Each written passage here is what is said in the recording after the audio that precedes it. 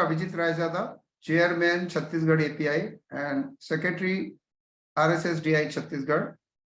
आज का हमारा टॉपिक है हाइपरटेंशन को समझना, यानी लेमैन जो व्यक्ति डॉक्टर नहीं है उसको हाइपरटेंशन के बारे में क्या मालूम होना चाहिए। जैसे कि हाइपरटेंशन या उच्च रक्तचाप क्या होता है, इसे कैसे नापते हैं और इसकी रोकथाम कैसे की जाए। अब हर व्यक्ति जो मेडिकल कॉलेज में या जिला अस्पताल में या हमारी क्लिनिक्स में आता है तो उनका हम नॉर्मली ब्लड प्रेशर लेते हैं। नॉर्मल ब्लड प्रेशर 120/80 होता है, जिसमें ±10/5 हो सकता है। और इसमें WHO की, अमेरिकन हार्ट एसोसिएशन की, इंडियन कार्डियोलॉजी सोसाइटी की, सभी की गाइडलाइन है। तो कोई भी ब्लड प्रेशर जो 135/85 से ऊपर होता है, 135/85 से ऊपर होता है, इन्हें हम हाइपरटेंशन कहते हैं। अब हर व्यक्ति चाहता है कि उसका हृदय स्वस्थ रहे, लेकिन हाई ब्लड प्रेशर स्वस्थ हृदय का सबसे बड़ा दुश्मन होता है। और क्या है ब्लड प्रेशर? यानी हृदय से निकलने वाला ब्लड जो धमनियों में प्रेशर डालता है, इसी को हम ब्लड प्रेशर कहते हैं। जब भी हमारा दिल धड़कता है तो वहां से आर्टरीज में यानी रक्त वाहिकाओं में रक्त को पंप करता है, और ये प्रेशर समय के साथ बढ़ते रहता है, जिसका वजह स्मोकिंग हो सकता है, उम्र की वजह से एथेरोस्क्लेरोटिक चेंजेस हो सकते हैं। कार्डियोवास्कुलर कॉजेज में सबसे इंपॉर्टेंट हाइपरटेंशन और स्मोकिंग होता है। इसके अलावा कोलेस्ट्रॉल का बढ़ना, वेरी हाई शुगर और कुछ अन्य माइनर फैक्टर्स रहते हैं।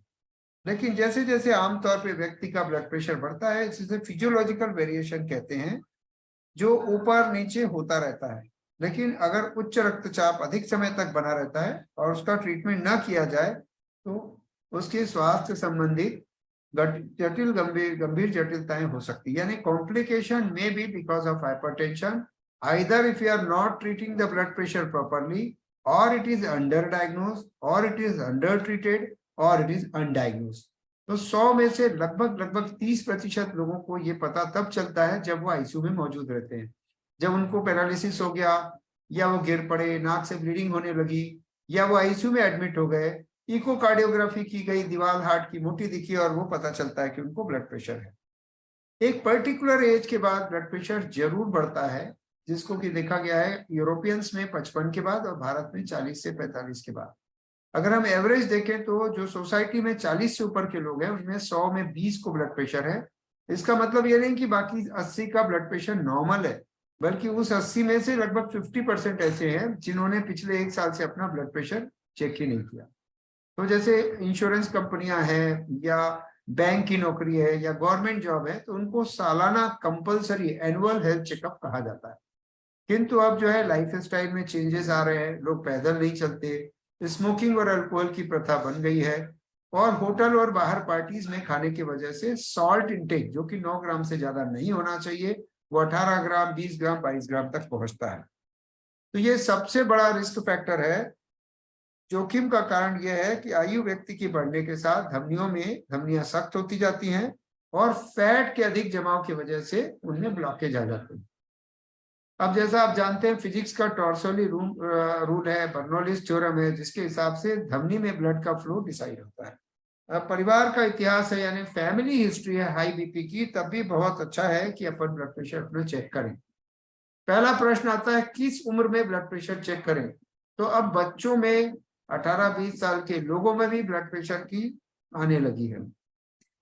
अब अगर हम देखें इनमें से किस तरह की बीमारियां हैं, तो कुछ फियोक्रोमोसाइटोमा और कुछ एड्रिनल हार्मोन की डिजीजेज रहती है, जिनमें बच्चों का भी ब्लड प्रेशर ज्यादा आता है। लेकिन सवाल यह है कि क्या पेशेंट कोई और ऑपरेशन करने जा रहा है, या ऑपरेशन के अलावा फीवर लेने आए, क्या इस समय ब्लड प्रेशर और शुगर चेक करना चाहिए? तो छत्तीसगढ़ एपीआई का मैसेज बड़ा स्पष्ट है। एवरी टाइम जब पेशेंट आउटडोर डिपार्टमेंट में आता है तब भी उसको ब्लड प्रेशर चेक करना चाहिए।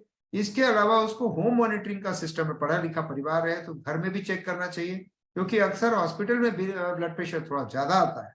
इसके अलावा नई टेक्निक है एम्बुलेटरी ब्लड प्रेशर मॉनिटरिंग, यानी व्हाइट कोट हाइपरटेंशन से बचना, या अस्पताल में ब्लड प्रेशर बढ़ गया सोच करके मॉनिटर करना। और सबसे महत्वपूर्ण है वो ये है कि नॉर्मल ब्लड प्रेशर को ओवर ट्रीट नहीं करना। कई बार ऐसा होता है कि हाइपरटेंशन की दवाइयां दी जाती हैं और पेशेंट लंबे समय तक डॉक्टर के पास भी नहीं जाते और मॉनिटर भी नहीं करते। ऐसे में हाई ब्लड प्रेशर जितना ही खतरनाक लो ब्लड प्रेशर हो जाता है। नमक अधिक प्रयोग करने से भी ब्लड प्रेशर बढ़ता है। अब भारतीय सोसाइटी में पार्टीज का कल्चर है, तो अधिक नमक की वजह से भी ब्लड प्रेशर अधिक मिलता है। तो अब इसमें क्या कर सकते हैं? पहला, गाइडलाइन के हिसाब से टेबल सॉल्ट ऊपर से न रखें, लो सोडियम सॉल्ट का उपयोग करें। कोई भी चीज जैसे जिनमें नमक ज्यादा है, जैसे रेडी या डब्बे वाले फूड, अचार पापड़ या चटनी, या होटल में पार्टीज में बने भोजन का उपयोग न करें। अब जो डब्बा बंद भोजन रहते हैं उनमें नमक ज्यादा रहता है, उनमें वसा भी क्वालिटी वाला नहीं रहता, जो कोलेस्ट्रॉल बीपी दोनों को बढ़ाता है। ऐसे में इनका उपयोग ना करें, इससे पूरे शरीर की चर्बी बढ़ेगी और हार्ट में रक्तचाप बढ़ेगा। अब रक्तचाप के इम्पैक्ट क्या है, क्यों ब्लड प्रेशर को ट्रीट करना चाहिए, कैसे ट्रीट करना चाहिए, किन दवाइयों से करना चाहिए? तो दवाइयों में कैल्शियम चैनल ब्लॉकर हैं, एस इनहिबिटर एआरबीज हैं, क्लोरथेलिडोन लाइक डायरेटिक हैं, और बीटा ब्लॉकर अगर पेशेंट में हार्ट की हिस्ट्री है। अगर पेशेंट की दिल की धड़कन बहुत तेज है, वो उत्तेजित होता है, टाइप 1 पर्सनालिटी है, तो ऐसे में आपको बीटा ब्लॉकर का उपयोग करना चाहिए। ये चीजें बहुत महत्वपूर्ण है, क्योंकि एस इनहिबिटर एआरबीज किडनी को बचाते हैं। क्लोरथेलिडोन का इफेक्ट सूजन और हार्ट फेलियर और किडनी में भी है, साथ में स्ट्रोक में भी प्रिवेंशन करता है। और आजकल ये कहा जाता है अगर बीपी 160/100 या 170/100 से ऊपर है तो एक साथ 2 दवाइयों के कॉम्बिनेशन का उपयोग करना चाहिए। अब बात आती है ब्लड प्रेशर यंग एज में होता क्यों है। तो मैंने बताया, सिगरेट, अधिक नमक लेना, पार्टीज में जाना, तथा सबसे जरूरी बात है तनाव पे कंट्रोल, चाहे वो योग से हो, मॉर्निंग इवनिंग वॉक से हो, योग निद्रा से हो, या वजन कम करके हो। इसी के साथ साथ इसे साइलेंट किलर किया कहा जाता है। ज्यादातर मरीज हमारे आउटडोर में आकर कहते हैं मुझे तो कुछ है नहीं, और ब्लड प्रेशर 190, 110, 180, 100 रहता है, तो उनको ये समझाना है कि ये साइलेंट किलर है, यानी ये आपके ब्रेन की नस को फाड़ सकता है, ब्लीड कर सकता है। ये आपके हाई ब्लड प्रेशर से हार्ट की दीवारों को मोटा कर सकता है। ये दोनों गुर्दे को एक साथ खत्म कर सकता है, क्योंकि किडनी से ये ब्लड प्रेशर मेंटेन होता है, और किडनी फेलियर से बीपी ऊपर जा सकता है। तो अगर पेशेंट सीकेडी का है तो उनके बीपी से हार्ट और ब्रेन को नुकसान होगा, और अगर वो ब्लड प्रेशर का है तो गुर्दों को भी नुकसान होगा। अब हाइपरटेंशन को काबू कैसा किया जाए? अगर व्यक्ति का ब्लड रक्तचाप अधिक है तो बार बार मॉनिटर करना है, उनको नमक कम करना है, उनको अल्कोहल, बीड़ी, सिगरेट, चिकन, मटन बंद करना है, तथा समय के साथ ही उनके सिम्टम्स को देखना है, जैसे उनमें थकान, कान में भिनभिनाहट की आवाज, उल्टी लगना, सर में दर्द आना, चक्कर आना, आंख में धुंधलापन होना। साथ ही ये भी देखना है कि साथ में उसे कोलेस्ट्रॉल और शुगर भी तो नहीं है। अच्छी बात यह है कि हाई बीपी को बड़ी आसानी से गांव में, पीएचसी में, सीएचसी में या पैरामेडिकल स्टाफ द्वारा भी मॉनिटर किया जा सकता है। एक अच्छे चिकित्सक की ड्यूटी है कि रिश्तेदारों को भी ब्लड प्रेशर मेजर करना सिखाए, क्योंकि अब गाइडलाइन के हिसाब से होम ब्लड प्रेशर का महत्व क्लिनिक ब्लड प्रेशर से ज्यादा है। और एम्बुलेटरी बीपी को हम डायग्नोसिस कंफर्म करने के लिए देते हैं। अगर इसमें लगातार बीपी हाई आता है तभी हम उसको ग्रेड करते हैं।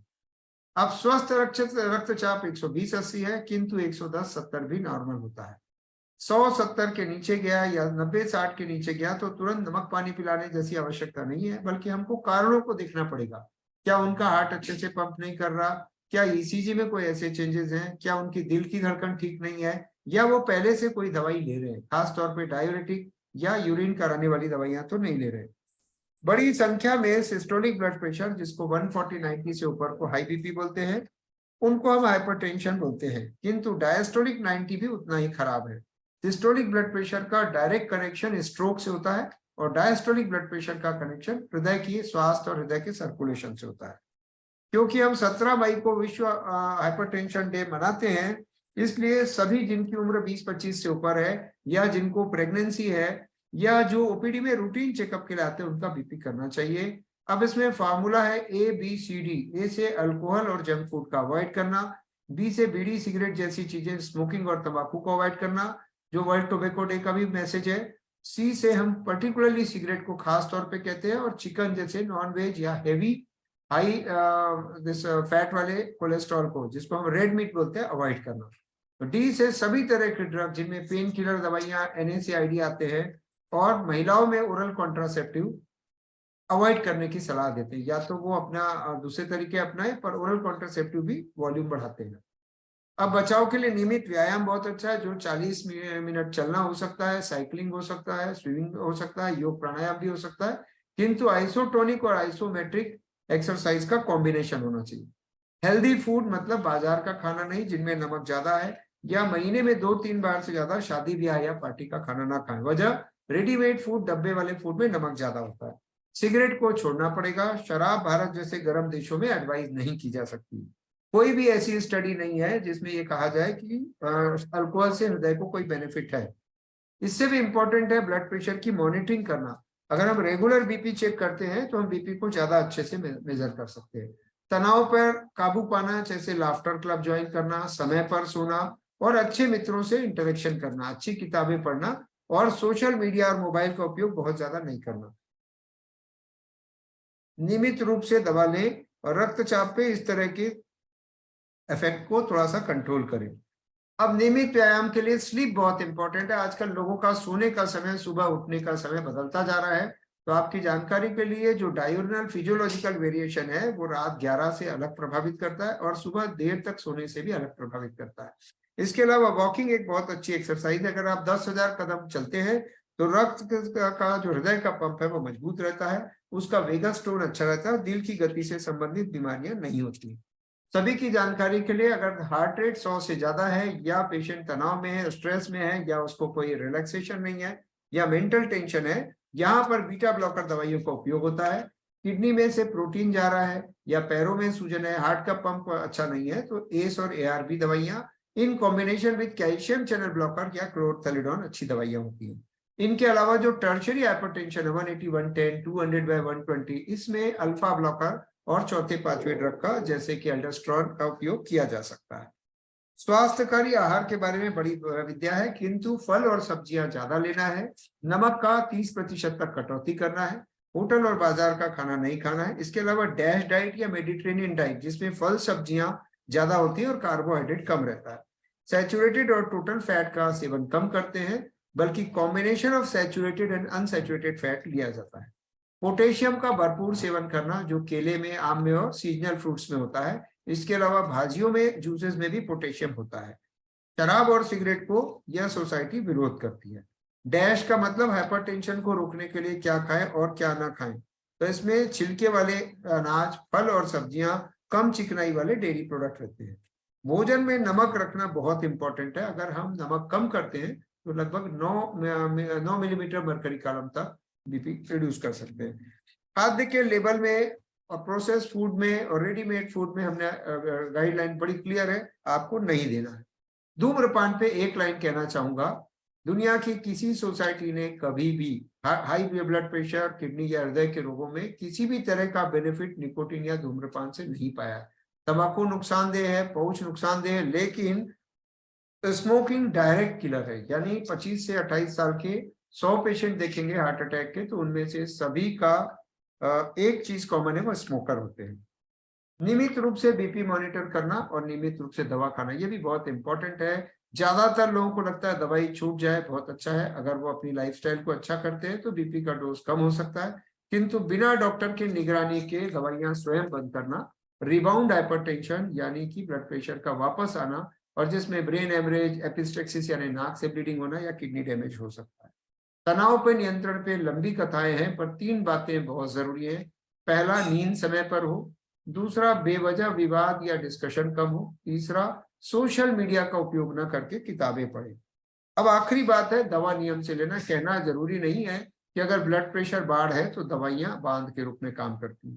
खासतौर पे सीकेडी, एल्बुमिन्यूरिया या डायबिटीज के साथ या डिस्लिपिडीमिया के साथ, या जिनके परिवार में स्ट्रोक, ब्रेन हेमरेज हुआ है, ऐसे लोगों को बीपी की दवाइयां नहीं छोड़ना चाहिए।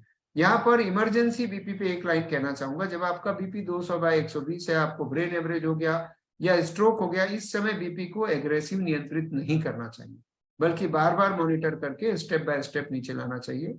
ब्रेन हेमरेज, रेज्ड आईसीटी में कभी कभी बीपी का तुरंत नीचे लाना जानलेवा साबित हो सकता है। यही स्थिति हार्ट फेलियर की भी है। यहाँ दिल की धड़कन को नियमित रखना होता है और लगातार मॉनिटरिंग करके एलवी यानी जो लेफ्ट वेंट्रिकल के मेजर्स देखने होते हैं। ज्यादातर हार्ट अटैक के लोग बीपी बढ़ने से, बीपी गिरने से या अरिथमिया से प्रभावित होते हैं। तो अगर कोई भी संकेत हृदय रोग के हैं तो इन कॉम्बिनेशन बाकी दवाइयों के बीटा ब्लॉकर जरूर देना चाहिए। और इसके बाद में कुछ प्रश्न भी इनवाइट करूंगा, अगर कोई प्रश्न आप देना चाहें तो उनके जवाब देंगे।